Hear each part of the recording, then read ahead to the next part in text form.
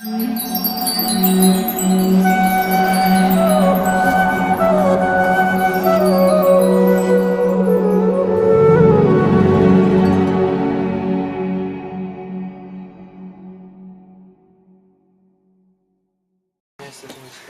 we would get maybe 5 acres of land, and we would create Vrindavan on that. 5 or 10 acres, we would create Vrindavan, and then we would get a group of devotees who would live there.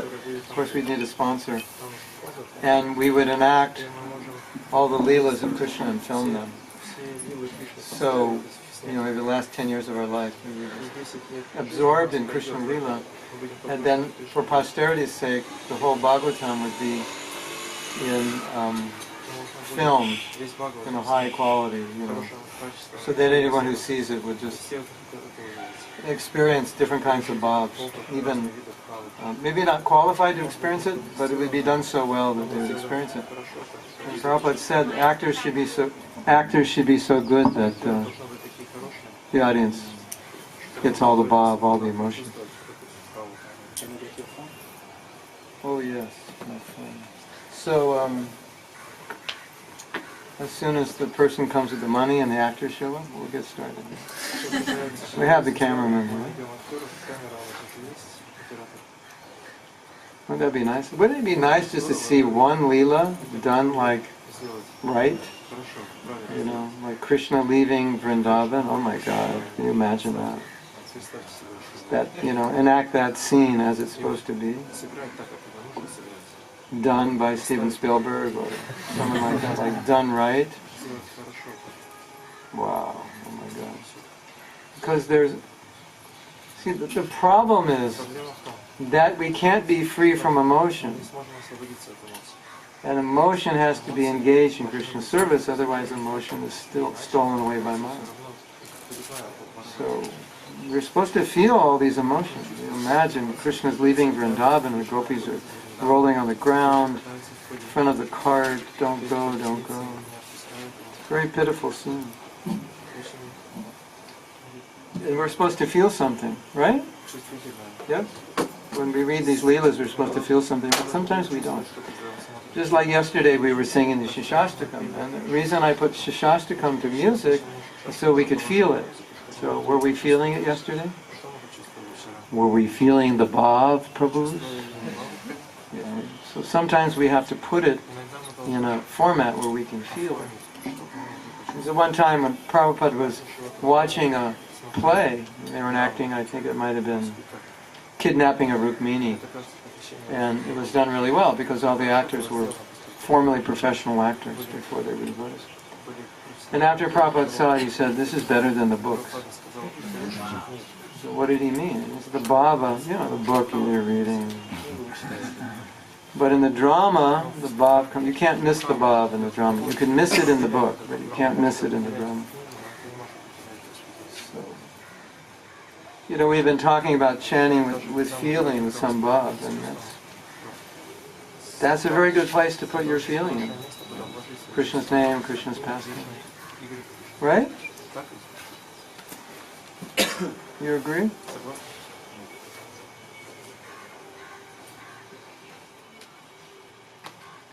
So I wanted to continue reading from where we left off 2 days ago. You remember we were reading about bhav, aparad, the meaning of aparad. Hare Krishna.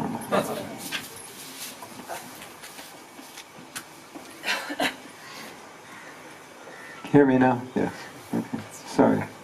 We were talking about how much emotion is in Krishna's Leela. I mean,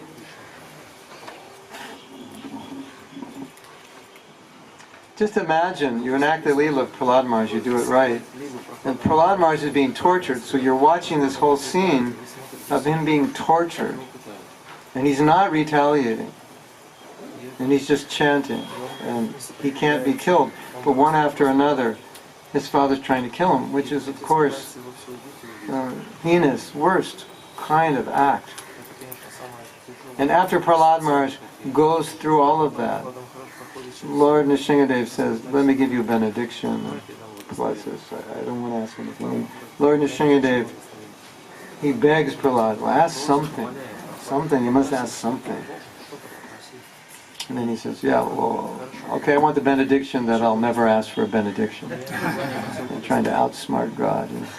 No, you have to ask something. Okay, liberate my father. Now, we've heard that story a million times, but if you put it in the context of what's actually happening, that is amazing.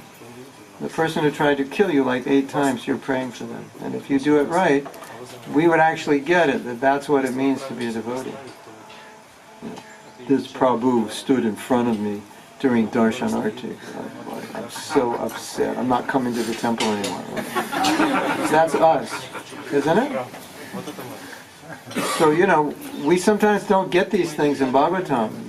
They're there, but we don't get them. And so you put it in drama or movie or music, maybe you get it a little deeper. Then these are important lessons that can kind of fly over our head. Here's another one. This is amazing. This is so amazing, and I'm sure this has flown over the heads of many. Ambarish Maharaj was cursed by Durvasa for the great offense that Ambarish drank water before he fed Durvasa. That's like serious offense. Imagine you invite some devotees over for lunch. And you're cooking, and you're hot and sweaty, and you drink a glass of water. And you say, oh my God, what an offense, you drank water. And I produce out of my mystic power a living entity who can kill you. Now, that's pretty heavy, right? My God. I mean, if you want to be resentful, that's worthy of being resentful, right? That one. Isn't it? If somebody looks at you in the wrong way, that's not a good one. This is a good one, right?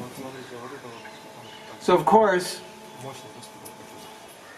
Krishna protected Ambarish Maharaj.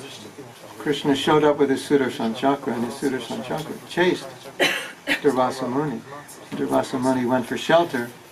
He went to Vaikuntha within the material world, and he asked for protection from Vishnu. Vishnu said, I can't protect you, you've offended a devotee. So you have to ask for forgiveness. So he comes back, he was like, ask for forgiveness, Prabhu. No, I won't. Ask for forgiveness. No, I won't. Prabhu, if you don't, you'll be killed. Okay, I'm sorry. He was going to be killed if he didn't ask for forgiveness. So there was a lot of leverage there. I don't know how genuine it was, but he was going to die if he didn't ask. So he asked Ambarish Maharaj for forgiveness. And what does Ambarish Maharaj say? He didn't do anything wrong. He's like, no problem. Right? Is that amazing? What do you mean? He didn't do anything wrong. He tried to kill him. No, you didn't do anything wrong. Now, but what is even more amazing that you might have missed is that after he came back, he apologized. Ambarish says, there's no problem. And then he serves him breakfast. Right? Now, some devotee says something nasty to you, right? And for the rest of your life you say, I never want to see their face again, because when I look at them I get so agitated. You ever have that experience? For the big offense of what did they do? They looked at you the wrong way, or they said the wrong thing, or they were nice to your boyfriend, or something, something really serious, right? Right? And I'm never going to look at them again. I think this passed most of us by. Ambarish Maharaj was serving breakfast to the person that half an hour ago tried to kill him. Try that one at home. See how that works. Could you do it? Half hour ago, I tried to kill you. And now I'm hungry, I'm ready for breakfast. Are you in a good state of mind to serve me breakfast? So these amazing examples are there in the Bhagavatam, and I think because we don't dramatize them, they shoot over it. We don't realize what's going on this emotional level. How amazing that is, that you could serve breakfast to someone who a half hour earlier or 10 minutes earlier tried to chop your head off. quite interesting to Guru that Rasa really still wanted to be served by Amrish Maharaj. Yeah, yeah. It makes it even more, and Amrish Maharaj is okay with it. You want to be served? Are you out of your mind? You're trying to kill me? Get out of here. I don't want to see you. Don't ever come back. If you do, I'll call the police. Right? And if you did that, everyone would say, yeah, you told them off. Yeah. Right? They'd be patting you on the back. And the Bhagavatam has the complete opposite. So there's a lot in there that we're missing, I think. Can cartoons capture emotions? What's that? Can cartoons capture emotions? Prabhupada didn't like cartoons. He didn't like them because he said people won't take it seriously. Obviously easier to make. I mean, maybe for kids, but they were going to do cartoons, and he said people won't, they already think Krishna is mythical. So they do cartoons, it makes it more.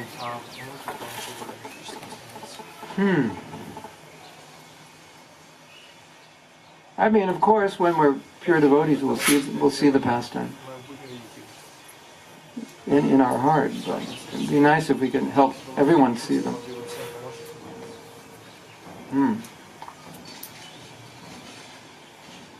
Wow, what about Devahuti and Kardama? You imagine Devahuti's like, 40 kilos. Starts at like 55, down to 40, 35 kilos, serving her husband, eating leaves, and wow, what a wife.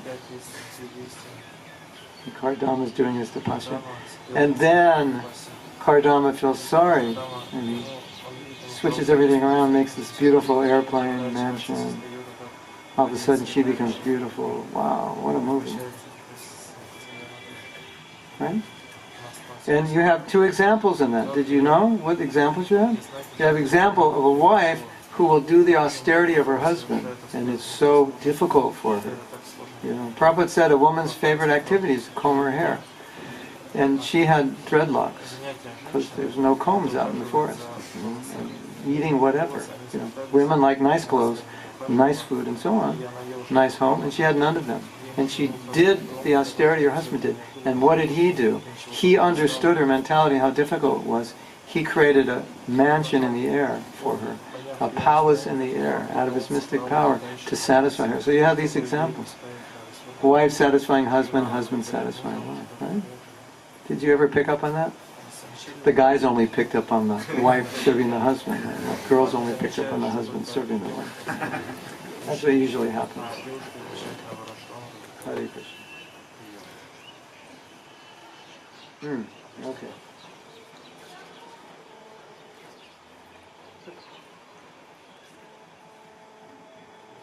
So, we were discussing that aparad, what we have the English word offense, but actually what aparad means is we're doing something that's hurting the heart of Krishna. It's actually, we say offense. Who's the offense to? Ultimately, the offense is to Krishna, right? It's not like aparad is just an offense and it flies around in the air and it's like, like you shoot a bullet and it doesn't land on anybody. The offense is to Krishna. It hurts Krishna. Isn't that interesting? Did you ever think of that? We have the power to hurt the heart of Krishna by committing one of the 10 offenses. That's what it is.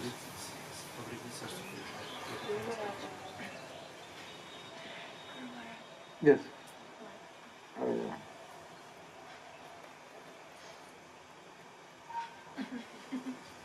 I didn't want to do my sweater. Try it again. I can figure it out. I'm smart. Don't worry. Okay. That's good.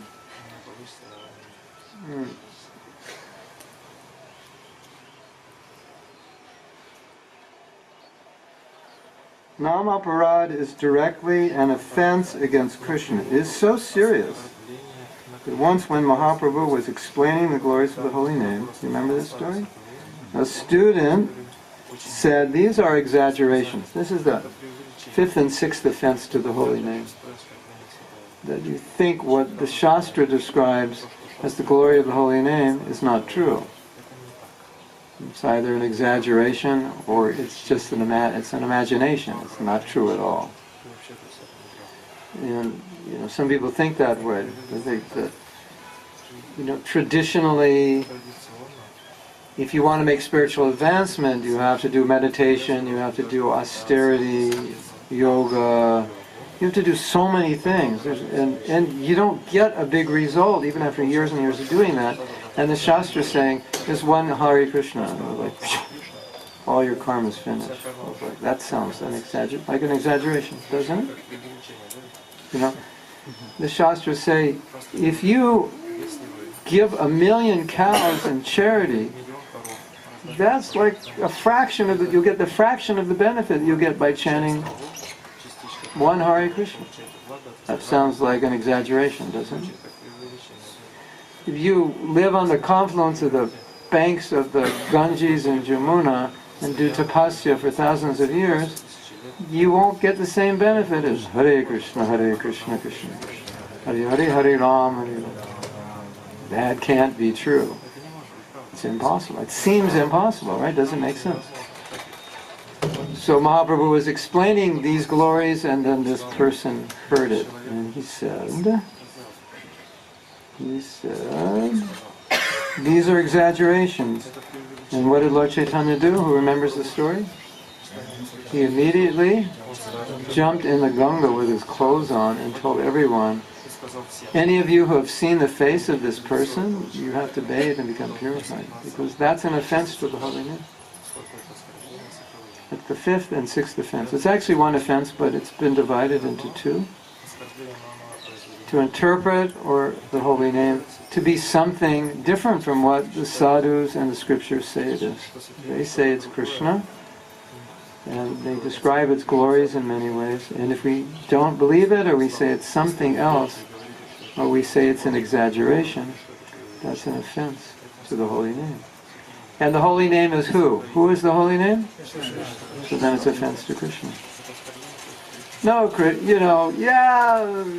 the Shastra says this and that, but Krishna, you're not really like that. Your holy name really can't do that. That's the offense. Yeah, Krishna, you're not really in your name. It can't be.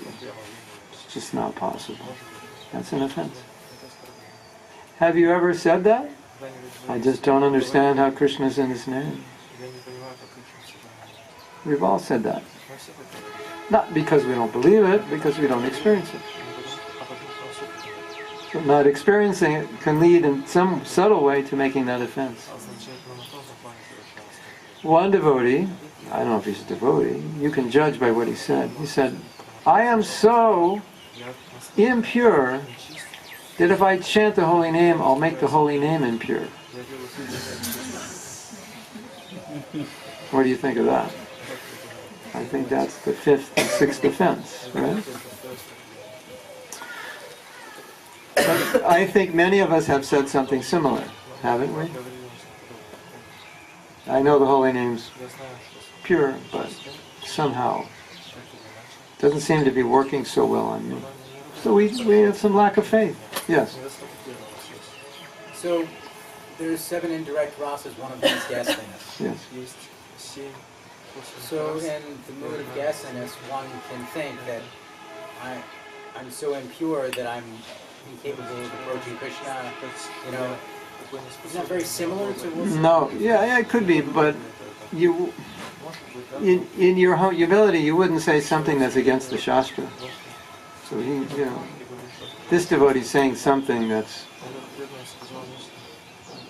He wasn't humble, he was just foolish. Well, Krishnadas Kaviraj and Chaitanya Charitamrita says that he's lower than a worm in stool. Yeah. But that's obviously not true because he's Well, a devotee. Okay, so he says he's lower than a worm in stool. So then we go and we study. Okay, what is humility? And we go, here it is. He's got it. Because that's how he feels. And how did he get to that feeling? By chanting the pure holy name. And getting purified by it. Otherwise he wouldn't feel that way. So, what the Shastra says is that when you achieve prema, at that point, inconceivable to us, you feel like everyone in the world is better than you.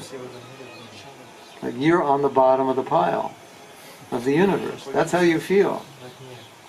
That doesn't make sense logically, does it? You think, wow, if I had love of God, I'd feel pretty good. I wouldn't feel like a worm in stool.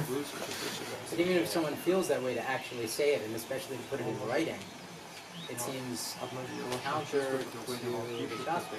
Because Shastra says that devotee is the greatest. Of course, Yeah. he doesn't feel like a devotee. No, well, you have two things. You have rasa and you have tattva.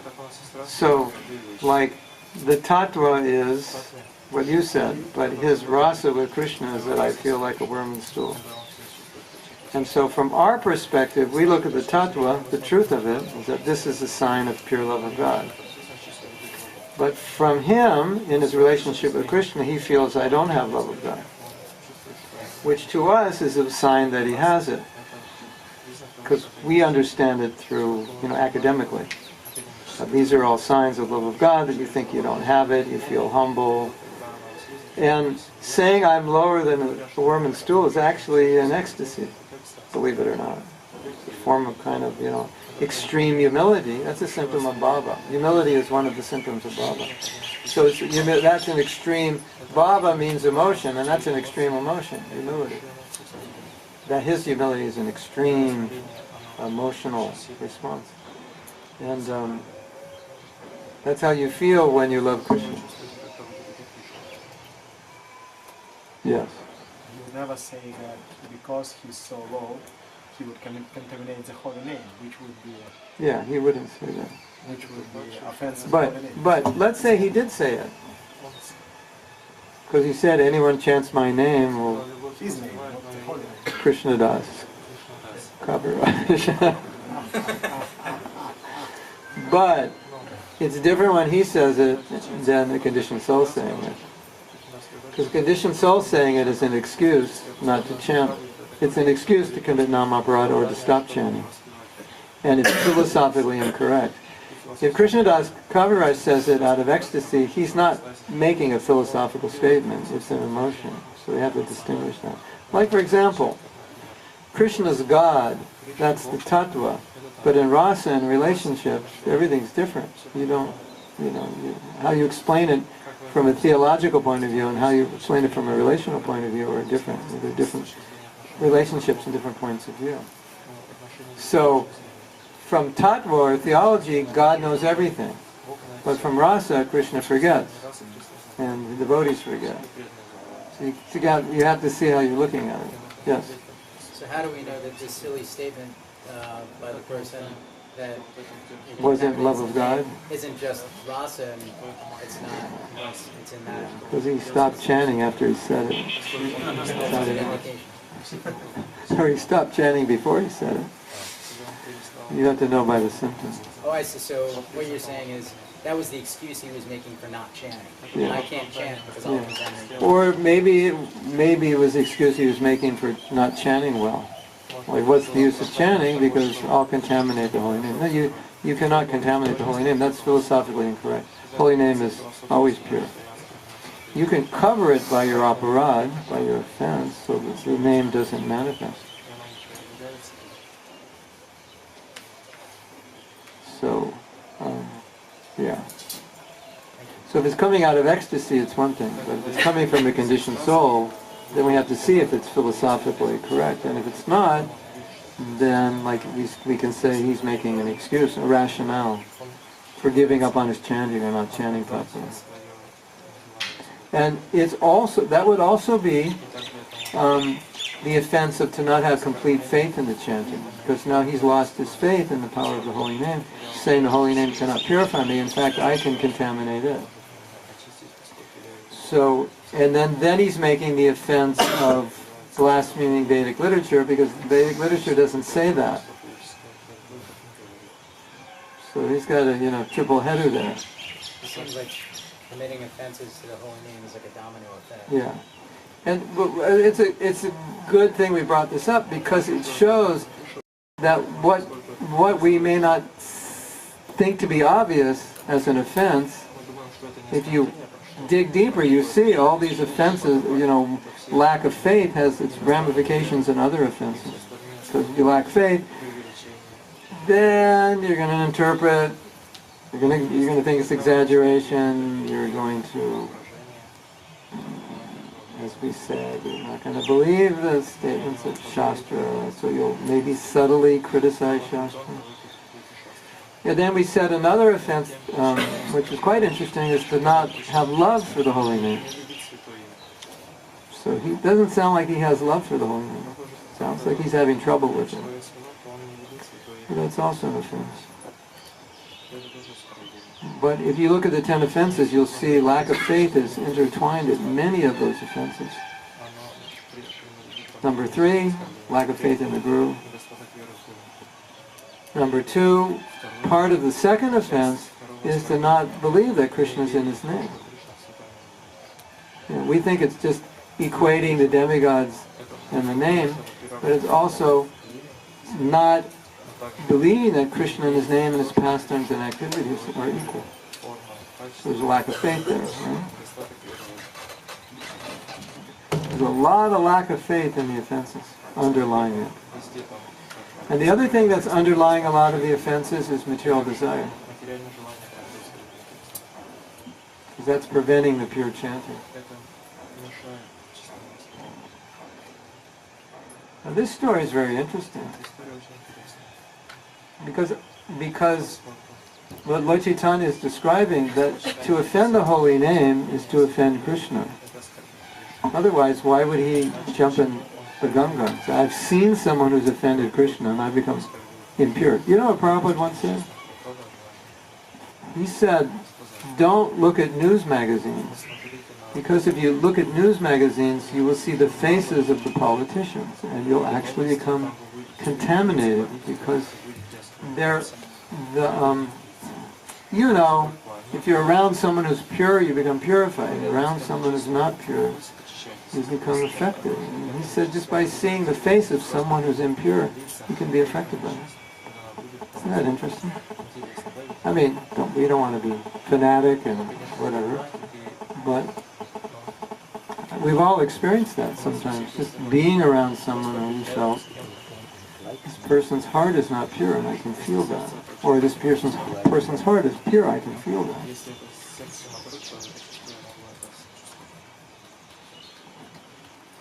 And then in the scripture it says that for spiritual advancement, the best thing you can do is associate with people who are spiritually advanced, and the worst thing you can do is associate people who are materially attached. Because you get infected by either one. And then it says something really interesting. It says, let's say we're attached to something material that's very unhealthy for our spiritual life. It said worse than that attachment is to be with people who are attached to that thing. You'll become more attached to it by being with a person who's attached to it. Isn't that interesting? Like you're trying to give up smoking. Don't hang around with people who glorify smoking. Oh, I got the best cigarettes. Well, I got a real deal on them. I got this kind of filter. That's worse than just having the cigarettes lying around your house, isn't it? So, yeah. We thought that Nama Aparata is really offense to Krishna, but Shiva Aparata is also offense to Krishna, but Nama Aparata is much more heavy. Why is Nama, you're saying Seva Aparad is an offense to Krishna, but not as heavy? I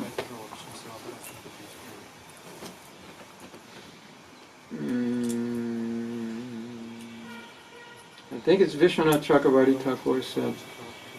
He said, what happens in Seva Aparad is there's a little sprout of offense starting to grow. But because you're engaged in service, it doesn't grow.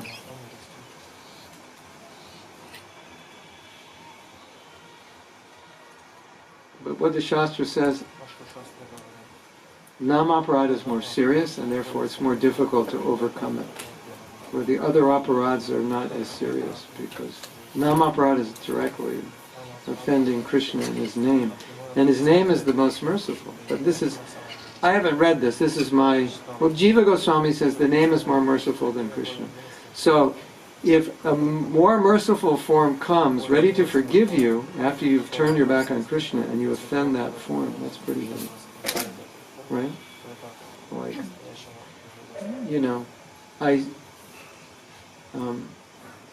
somebody spits in my face and I still go after them and be nice to them. And then they spit again. That's pretty heavy. So that's kind of my conclusion. Because the Shastra says there's no offense like offending the name. And you might say, well, what about offending a Vaishnava? Well, that's offending the name. So that's very destructive. I mean, if we take one thing away from this class, this whole week, it should be that offending the holy name is way more detrimental and serious than we ever thought. And it takes a lot to overcome it. So what Vishwanath Chakravarti Thakur said, if you commit seva aparadha, it's not that serious, and as you continue doing your service, that little sprout of offense won't grow. He said, but when you commit nam aparadha, the result of nam aparadha is it goes much deeper and it starts to produce anarthas. That's the problem, which is what Bhaktisiddhanta said something, and it's true, and it's not a happy thought, but he said your chanting may produce obstacles, may produce weeds in your heart rather than flowers, if it's not done properly. Aparadha, yeah. That's in Chaitanya Charitamrita. It's kind of a scary thought, you know, because we would think, well, if I just chant, it'll always be beneficial. But if you don't chant properly, it could create obstacles to your bhakti. Interesting, isn't it?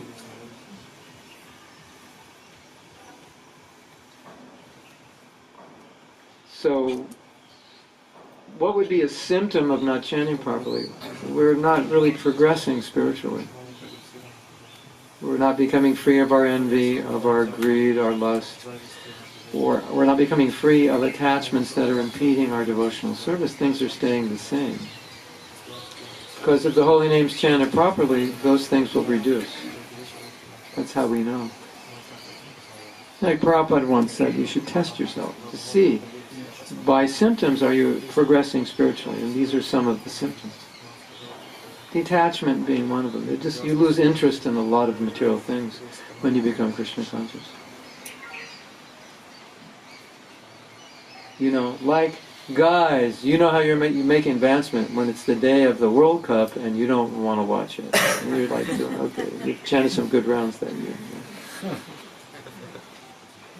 I'm not interested in soccer, but I've heard on that day, for many men, it's like, okay, the world stops and they're watching this. And this is like big. So if you do that every year, and 1 year you lose interest, you know, that was a good year for japa. Or whatever it is you're attached to, you'll know if you're no longer attached to it. If it's something, you know, it's not really beneficial for you, then you know, that must have been a good year for japa. Because I'm not interested, I don't really care if I see it.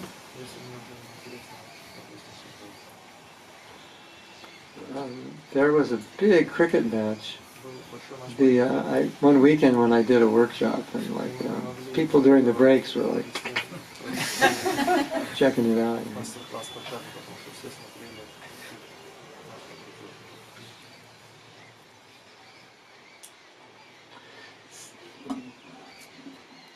It is said that we've all offended Krishna, that's how we came here. And it's very difficult to overcome an offense. Like we said yesterday, day before, sin is not a big problem, but an offense directly to Krishna or to devotee, it penetrates the heart and becomes very detrimental for our spiritual advancement. So it's said that the holy name is more merciful than Krishna, because Krishna personally does not forgive the offense, but the holy name forgives it. So if I've offended Krishna and Krishna says, here, take my name, and then I offend the name, we can understand it's pretty serious.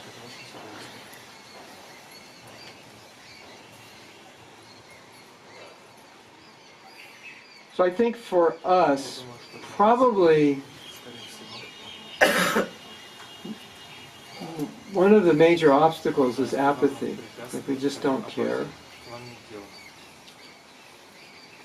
When you want to do something very revealing, record your japa for about 15 minutes.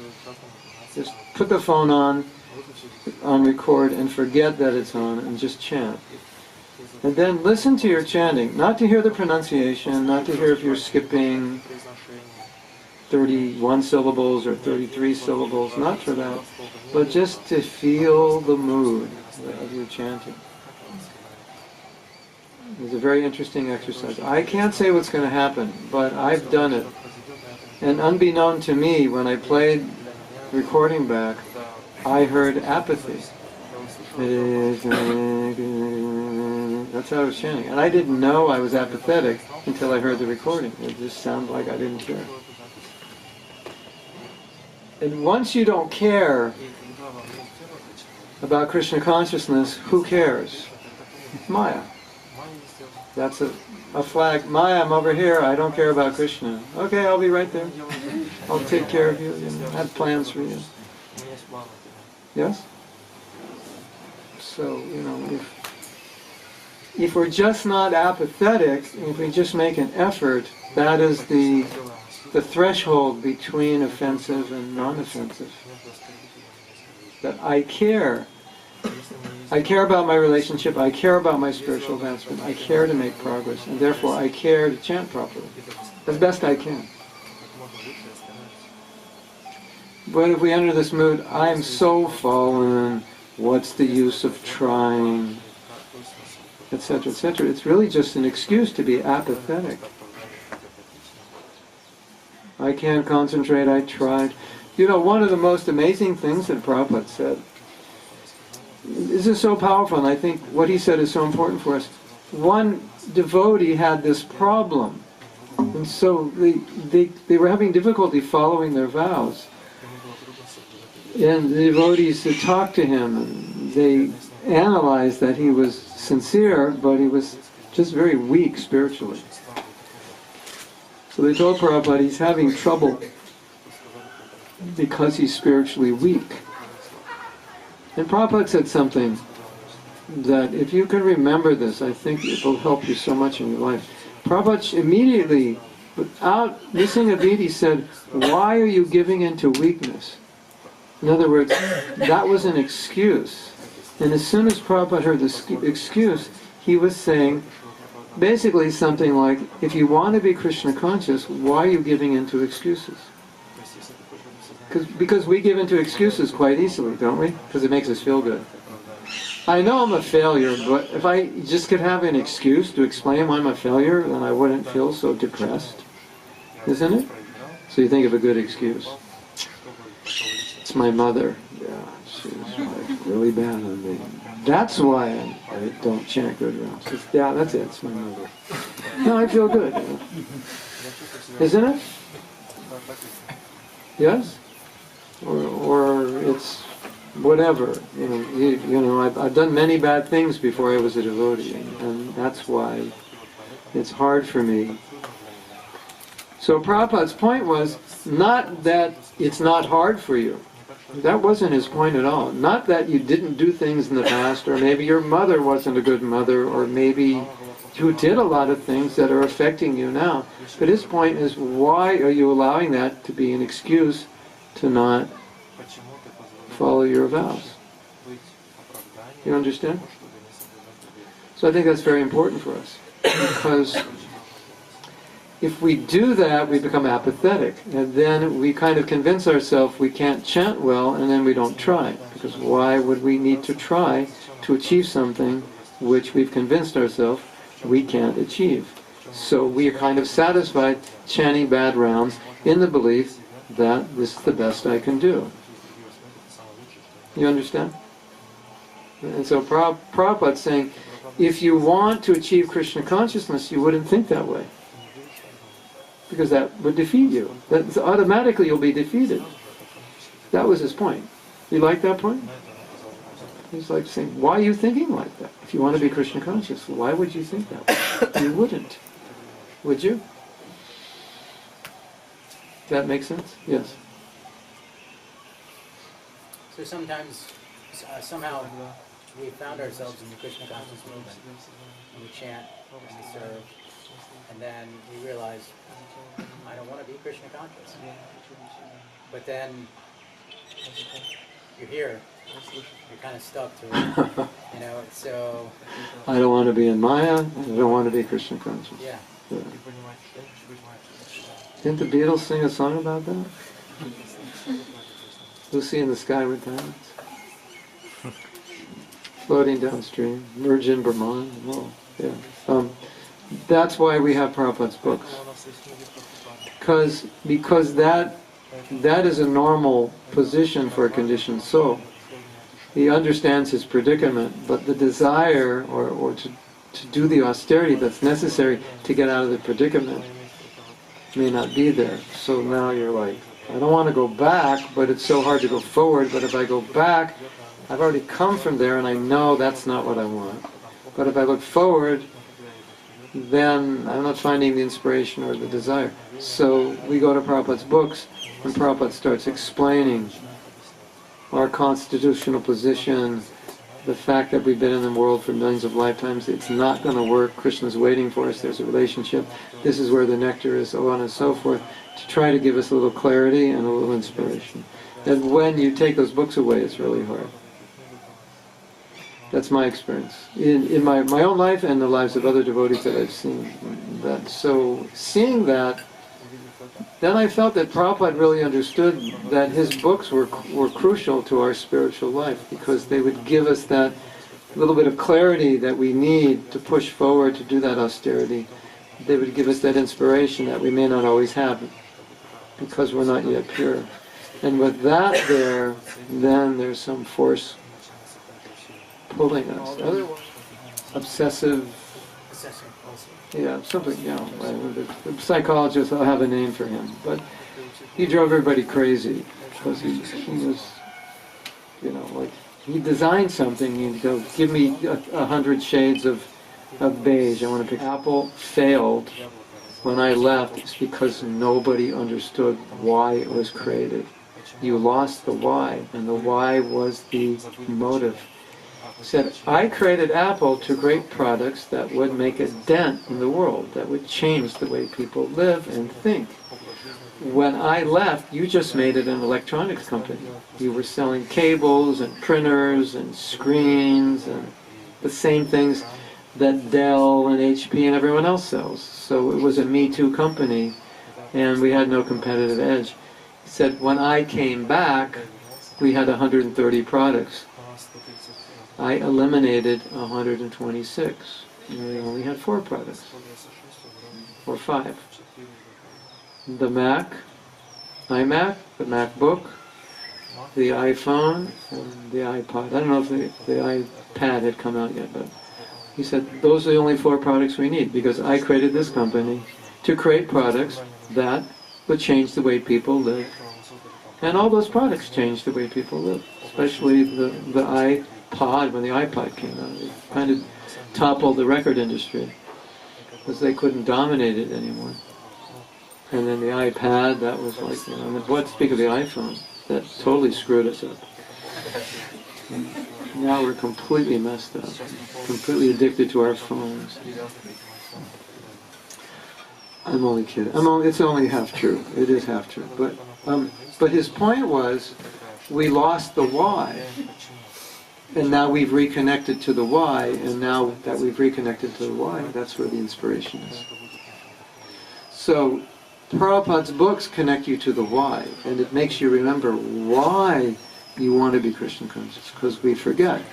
And if Maya can help you forget why, you're pretty much a sitting duck. And if you remember the why, there's impetus, and you keep moving. And so, you see, the thing is, we have to do some austerity to advance spiritually, and so there has to be some why. You know, like, why would you want to get up so early when you could sleep later? You know, how many times have you gotten up in the morning and you were still tired, and you know your body could easily have slept another half hour, 2 hours sometimes? Yeah, a lot of times. Why do you get up? There's a motive to make spiritual advancement, and therefore a willingness to sacrifice some bodily comfort to do it. But when you don't get up, why don't you get up when you should? Because the why is weakened. The frequency on the why has been turned down. If the frequency on the why is turned up, it's easier. That's why when people come to Mayapur, they say, oh, it's so much easier here. And then after living in Mayapur, you think, hey, I'm going back to the West. I'm on fire. You know, in 3 weeks, the fire's out. That's pretty typical. Yeah. If you're a good devotee, you'll get a little extension period. I don't want to depress you. Okay, I'm exaggerating, but you understand the idea, right? But here, the why is, in the Holy Dham, the why is stronger. So it's so easy to chant, to get up, to do austerity, walk barefoot, do parikrama, go in the Ganga, it's cold, you know, whatever. Isn't it? So we don't want to lose the why. And the same thing with chanting. Like what we're trying to do here is connect you with the why. Because if you're connected with the why, what happens? The apathy leaves. And when there's less apathy, there's less offense. Because all the offenses ultimately are founded in apathy. Prabhu, you're making offense to holy name. Yeah, I know.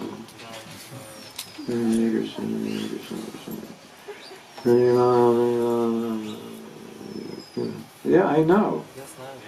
How many rounds have you chanted in your life knowing you're not chanting properly and you just keep chanting? You know, if you've done one, that's one too many, right? And so that's the problem, we know.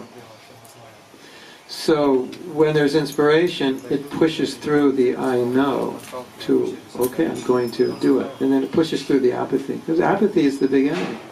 For anything, spiritually or anything you want to achieve materially. You tell a kid, you know, you shouldn't eat white flour and sugar. It's not good for you. And what do they say? I know, but it tastes good. Right? So, you know, there's not enough impetus to conquer over the fact that they love the taste. Right? And so you get older, you start going on the internet, you start reading about white flour, white sugar, you know, this and that, how bad it is, right? And then you look at that. Now I'm not going to eat it. You have impetus. It's my favorite food. I love white bread. I grew up on white bread, and I'm not going to eat it. But what happens when you one day slip and eat it? What do you say? It's only once in a while. Who cares? You know, there's some apathy there, isn't it? I don't care. So those are Bhaktivinoda Thakur's words. Apathy is an aspect of inattention. Laziness, which then becomes a byproduct of apathy. And distraction. Well, if you're apathetic, you'll be distracted. Right?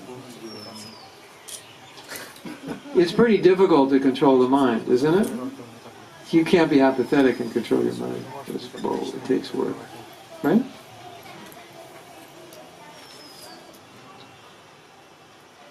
Yes. So that's the only way to overcome it, to find enthusiastic association. Otherwise it's very difficult to let yourself out. Enthusiastic association and read about the glories of the holy name. We have a lot of books about the glories of the holy name. Go more deeply. But you will not even feel empathy if you will not. Yeah, without good association you won't care. Yeah, then, yeah. So what Dagaranga is saying is, you could run into this problem where the I know but problem. You get information but you don't, the apathy is so strong you don't act on it. So good association helps. You know this I know but, that's the mode of ignorance. Because in the mode of ignorance, you can't do what you think you should do.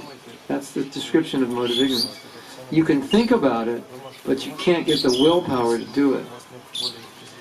Yeah, I probably should get off the couch, stop watching television, stop eating potato chips. Yeah, I probably should, shouldn't I? That's a good idea.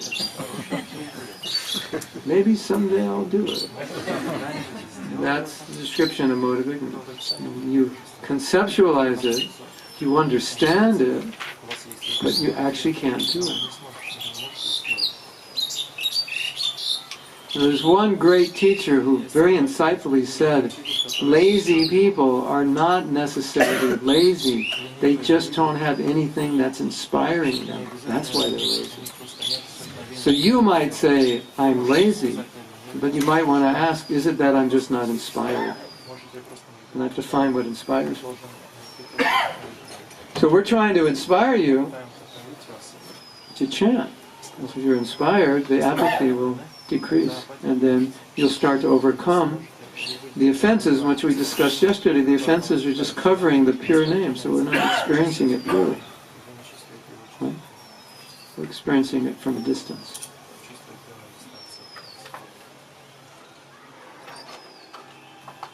It's taking a long time to read these. All right, let me read a few more things.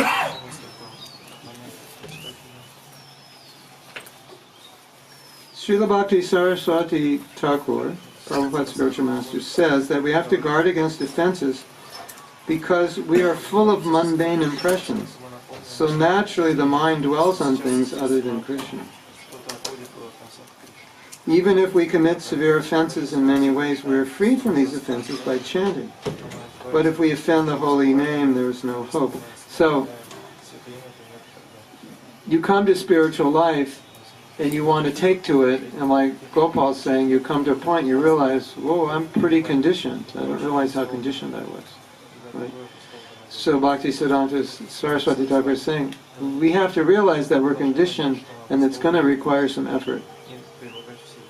And the holy name is our hope to overcome the conditioning, but if we make offense, then we have no hope to overcome the conditioning, because the very thing that's going to help us overcome the conditioning, we're not taking it properly.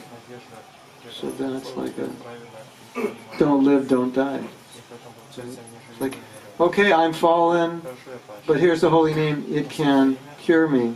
But then I don't take the cure properly, then I don't get the result, then I just become more depressed. So he's saying, okay, we're conditioned. So if you understand that, then you realize that you have to take the holy name properly, because it will cure you. That's the thing that's going to cure you. So.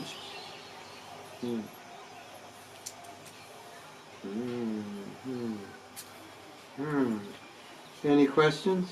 Comments? Oh yeah. Radhika has a question. Where are you? You want to ask your question? She asked me a question today, and then I said, well, ask it publicly. You feel like asking it or no? Is it appropriate to what we're talking about? Well, I want to get the answers. Okay. So the question is about enjoying the holy name. Oh, enjoy. Yes, this is a great question. Enjoying the holy name. Versus feeling guilty for enjoying it. Versus feeling guilty for enjoying the holy name. So, she's trying to clarify the word enjoyment, because the word enjoyment has a connotation of self-centeredness, that I'm enjoying something. That's material consciousness. And then we have heard about enjoying in Krishna consciousness, enjoying chanting. One time we had a festival. We told Prabhupada about the festival, and then his response was, I hope you enjoyed the festival. That dirty word. Prabhupada even used it. Enjoyment. That's what got us in the material world. And now we're talking about enjoyment spiritually. And then enjoyment versus, what was the feeling guilty about enjoying? Yeah. But if you thought that way, guilty about enjoying, then you're going to chant your rounds and you're going to pray, Krishna, I'm not going to enjoy this.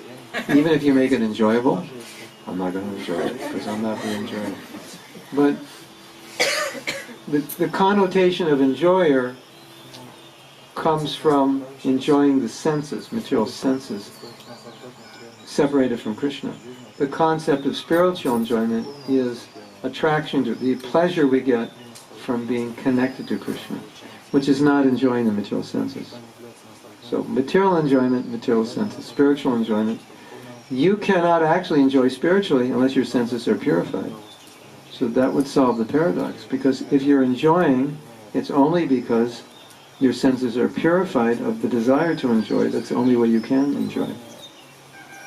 So that means if you're enjoying, you've hit the jackpot. And you don't have to feel guilty because you've overcome the selfishness that would prevent you from enjoying. I'll tell you a story. Okay. When I became a devotee, people were chanting Hare Krishna because they wanted to get high. It was a lot cheaper than drugs, and you couldn't get arrested. So then, and actually devotees used to say that's how they used to preach. But no, that was Allen Ginsberg. He said, chant Hare Krishna, non-bustable by the fuzz. Fuzz was the name of the police in those days. Non-bustable by the fuzz. What else? He had something that was cheaper like that, you know, and all these, you know. So in my generation, a lot of people were chanting to get high, and everybody was taking drugs to get high. So, naturally I felt the same way. Chant Hare Krishna, I'm really high, so, this is good. So it's very personal, right? Personally motivated. And then I moved into the ashram and I started hearing classes which said you shouldn't chant for your own enjoyment. You should chant to please Krishna. So it took me a while to reorient my consciousness. The first time I fully relished the holy name was when I finally got it and I went out that day and I chanted for Krishna's pleasure, not mine. That's when I actually tasted it. I remember to this day that my first experience, real experience with the holy name was that day when I finally shifted from trying to be happy chanting to try to please Krishna by chanting, and then I was so happy. So to me, enjoying, it was clear, because I completely got myself out of the mood of enjoyer, and then I could actually let Krishna give me the nectar. Right? Does that make sense? And it's a sign that you're advancing, so it's a good sign. Now, if you're enjoying in a false ego way, look at me, I'm a great devotee, yeah, then you're enjoying your material senses. But if Krishna, like sometimes you're chanting and Krishna's giving you a taste, that's a gift. So why wouldn't you accept it? Why would you think that's material enjoyment? It's just coming to you. We were saying yesterday, Prabhupada liked to see devotees dance. He liked to see devotees happy. In fact, maybe you know the story, maybe I told you. Prabhupada had a servant and the servant was depressed. I don't know, you might think, oh, having a servant, that sounds like fun. You have to live with this guy. And this guy is depressed. It's not fun to be around him. Prabhu, can you bring my sweater? Okay. Do I have to do it now? I mean, seriously, it's, if you're going to have somebody serve you, they can't be like that. And he was like that. He was always, Prabhupada once, he said, go in the closet and close the door because I don't want to see your face. You're so depressed. It's depressing me. So, Prabhupada liked to see the happy faces of devotees because that was a sign that they were Krishna conscious. A sign they were Krishna conscious. So he liked that. So if you're happy in Krishna consciousness, that makes Krishna happy and that makes Prabhupada happy. And if you're not happy in Krishna consciousness, it makes them unhappy. So as long as your happiness in Krishna consciousness means we don't have the mentality that we're the enjoyer or we're the controller or we're the owner. We have the mentality I'm the servant. And if I experience the happiness of service, the happiness of being humble, then that's glorious. And you should take as much of that as you can because it will help you. And that happiness detaches you from the desire to enjoy materially. Right? That's the whole point. The spiritual happiness is wanted because it purifies you of the desire to enjoy material happiness. Yes? You all agree? And actually, it's a symptom of advancement that you're enjoying Krishna consciousness. You know that many times when Prabhupada first came to a temple, they would have a greeting ceremony, and the Prabhupada would come in the temple, or he would come in an airport, and he would sit down and all the devotees would be there and he would greet them. And many, many times he would ask one question. Who knows the question he would ask? Who knows? Are you happy? Yeah. Is everybody happy? No, Prabhupada, we're really miserable. This chanting is really hard. I have to get up so early. I think that's what everyone said? No problem, I'm feeling really guilty. Like so many conditioned souls, they don't have Krishna. It's just I have it. I'm feeling like I just don't feel good. This happiness is making me feel really miserable. Can you imagine what would Prabhupada say if someone said that? He'd be like, what's she saying? You have no idea what you're talking about. So of course, when Prabhupada said, you know what I mean? When Prabhupada said, is everyone happy? Everyone said, Jai Prabhupada! And that made Prabhupada so happy. Because one of Prabhupada's inner motives in spreading Krishna consciousness was to make people happy. And sometimes he would say that, I just want you to be happy. There was one boy, he said, early days, one of the first people, he said, I can't do this. I can't do this anymore. I'm leaving, I can't do it. Prabhupada was rubbing his hand. He said, I just want you to be happy. I just want you to be happy. That's all. So if you're happy, Prabhupada's happy. And if you're all like, well, I don't know if I should be happy, because, maybe that's like I'm in a sense enjoyer if I'm happy. No. If it's coming from Krishna consciousness, celebrate it. That's a gift. Relish it, use it, and share it. How about this thought? One of the greatest gifts you can share with the world is your happiness in Krishna consciousness. What about that? You like that? Yes. If someone is not happy, should a person leave Krishna? Someone's not happy, should they leave Krishna? No, they should eat more gulab jamuns. That should solve the problem. Anyone says, Prabhu, I'm depressed, what should I do? More gulab jamuns. You'll get enough sugar, you won't be depressed anymore. At least for a few hours you'll be okay. If you're not happy, then you should find a service that makes you happy, and a place that makes you happy, and devotees that make you happy, and prasadam that makes you happy. Yeah. You want to somehow find happiness in Krishna consciousness so you don't have to look for it anywhere else. So, here's something really funny but sad. So let's say, your rounds have not been very good for a few years. And you're telling people, chant Hare Krishna, it'll make you happy. And for you, chanting is like really difficult. And you're struggling to get your rounds done, and it doesn't make you happy. And how much power are you going to communicate? Oh, chant this mantra, it's really good, In the back of your mind you're thinking, oh no, they're going to start chanting and become depressed like me. We have to do a new card, chant and become depressed. This chant to be happy. I don't know about it. It's true. I hate to be so blunt, but you know what I'm saying. Right? That if you're not convinced, and then you're telling people to do it, in the back of your mind you're thinking, you're telling them chant Hare Krishna, you're thinking, I don't know if you really want to do this. Because, I'm pretty psychotic right now. I've given up material and I don't have the spiritual, and you're going to end up in the same place. But if you're happy in Krishna consciousness, you give them the mantra card and tell them to chant. They're like, wow, I'm going to try this. You're blissful. Isn't it?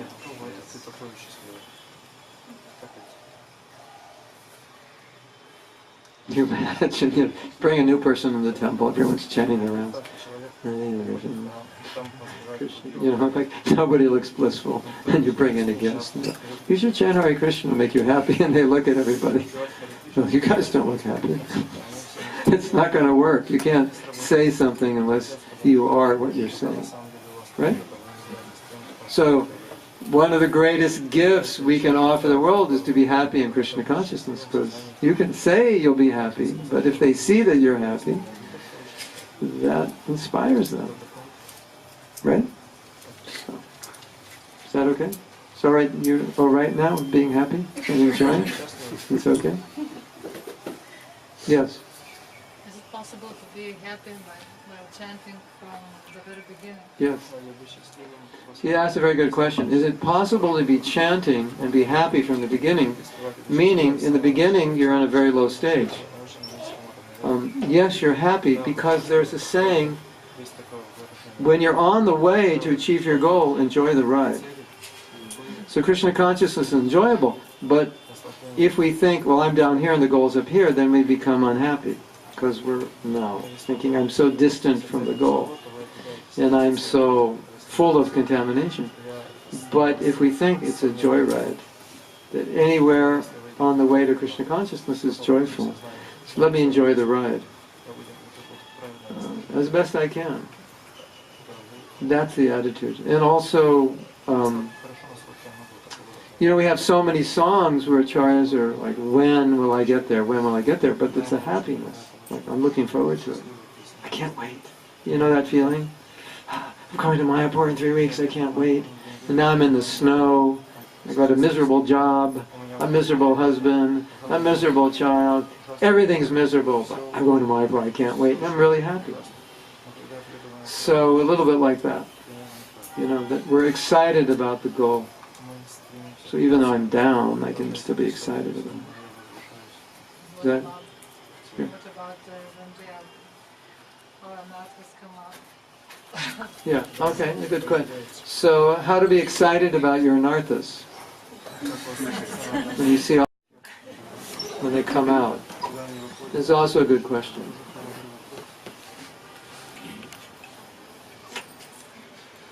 I'm going to give you a really gross example. We'll take a break after this example because you'll have to recuperate. Okay, so once I did a cleanse. It was pretty intense. And in the book, it's a cleanse where you're taking psyllium and you're fasting and you're taking all these potions.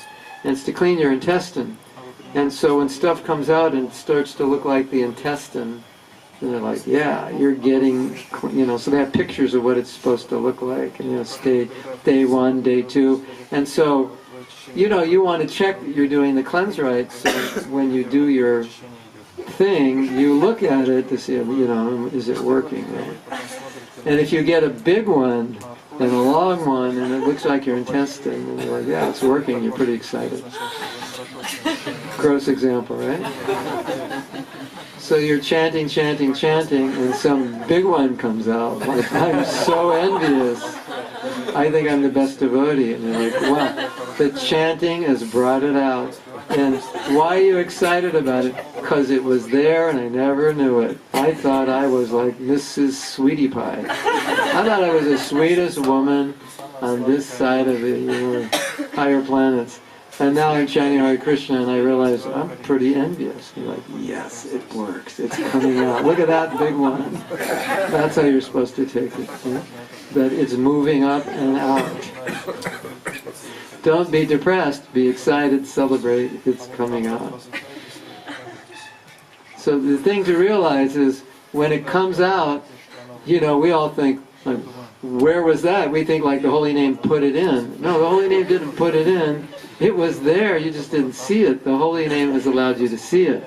So that's good. Now you're being introspective. You thought you were, really, really super. And now you realize you're not as super as you thought, so you're becoming humble and introspective. So you're supposed to celebrate when you see the fault, because it means you're progressing. Easier said than done, right? Anyway, see if you can do it. When you see a fault, try to celebrate it. Wow, I'm seeing it. You know the story. Two disciples go to Bhakti Siddhanta and they say, Guru Maharaj, we've been chanting for 20 years and we're like useless. We don't have any taste, we're not good devotees, we're proud, etc., etc. And what does Srila Bhakti Siddhanta say? Who knows the story? Very good. Very happy to hear that. They're completely bewildered. Why are you happy to hear that? Said, because I can see you're making advancement. You don't think you're making advancement. He said, if you came to me and said, Guru Maharaj, I've been chanting 20 years and I'm making advancement. I'm like, I think I'm almost there. He said, I would be very worried about you, that you're becoming overcome by ego. So if you see some anartha, hey, that's good. Give yourself a pat on the back. That was a big one. That was a big one. Just like the book says, jealousy, envy, greed, it's all there. Envy, it came out. Wow. I'm better already. This comes out, let it go. Flush it down the toilet.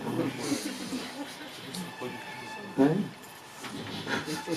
Sorry for the example. Okay, so on that happy note, we're going to take a break. And then I'm going to go downstairs for a bit. We'll take a little break, and then you can ask more questions, and then we'll have kirtan. Is that okay? Okay, so I'm just going to go to the bathroom, and I'll be back in a bit. Srila Prabhupada ki jai, Go Premanandi, Hari Hari.